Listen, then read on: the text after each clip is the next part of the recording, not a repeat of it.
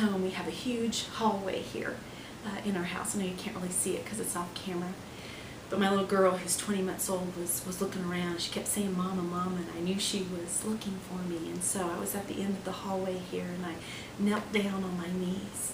And I said, "Katie, Katie, come here. I'm here. Mama's here." And so she turned around to look at me, and she just squealed. Her little red curls just started bouncing up and down. She just started running down that long hallway towards her mama. And instinctively, I just opened my arms like this. And when she got to me, she just jumped on top of me, just giggling and saying, "Mama, Mama." And she just curled herself up into a tight little ball right there on my lap. And I just embraced my little girl, and I just rocked her back and forth, and I said, "I love you. I love you. Mama's here." And if I could give you one illustration of what happened to me as she speaks, it was that one. That amidst the evaluations and the workshops and the note-taking and the giggles and the conversations and the networking, I heard the voice of my Heavenly Daddy. And I saw him do the same thing to me. "Come here, come here." And I ran because, as you know, the last couple weeks and months have been pretty difficult. And I'm usually very put together and very type A. But I didn't need to be that way this weekend, and God knew that. He knew I needed to get away by myself. And he knew that my heart had some answers. Lord, am I being a good enough mom? A good enough wife? Is the blog, am I doing okay? Am I writing enough? God, am I supposed to be like so-and-so? Is my parenting like as good as so-and-so's? I'm always wondering, I'm a human being, just like you. And as he rocked me this weekend, and as he held me close, even amidst the chaos, I heard him say, "Yes, daughter, you are right where I want you to be in your life. I love you, Tracy, not for these things that you are doing, because you are my daughter, and because the image of my son, Jesus, is all over you. Just rest in my arms." I mean, whoa, okay, whoa, I did not expect that. But that is what he wanted me to come and hear. And so I drank it in. I drank in his love for me. I drank in his acceptance for me, and none of all the other notes and bullet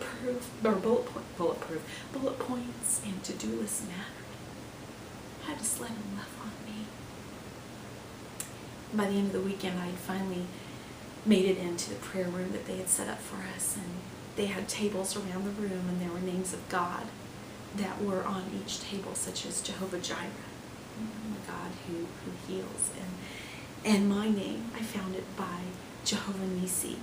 And at first I didn't know what Nissi meant. I never really had heard about that name of God, and so they had a little bit of a description, but I found another description of it. And this is what the ladies at Proverbs 31 who headed up the conference wanted me to know, is they wanted me to learn to know God as my Jehovah Nissi. This is what it means.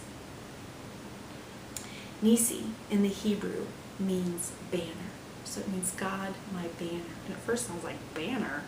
Well, Exodus 17:15, Moses, recognizing that the Lord was Israel's banner, under which they defeated the Amalekites, built an altar and named it Jehovah Nissi, the Lord our banner. It is sometimes translated as a pole with an insignia attached.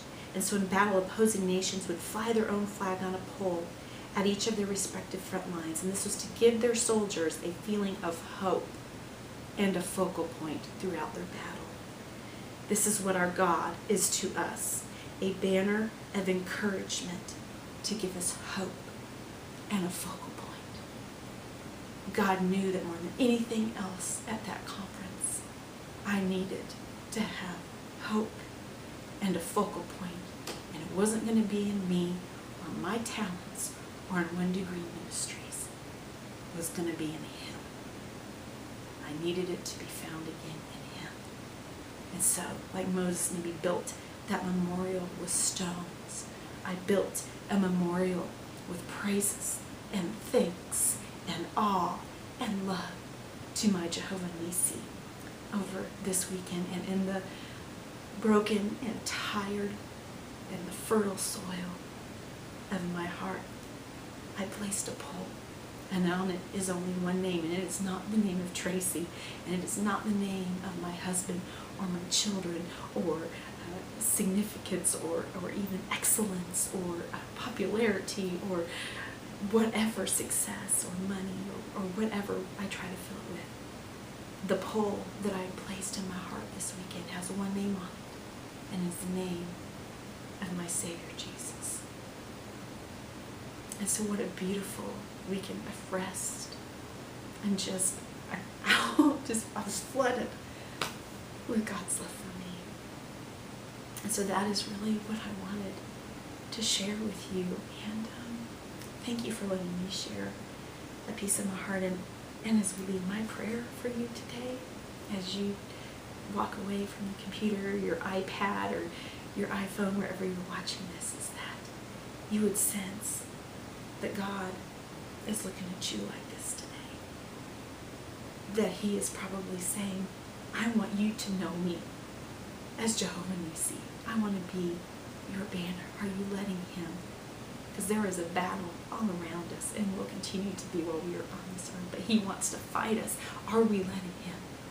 How long has it been since you've maybe let him hold you and just simply say, stop. I love you because you are my daughter, because you are my son. This has nothing to do with us. We are in the image of his son Jesus, and that is enough. So I'll be praying for you. Thank you for letting me share my heart with you. There will be more to come.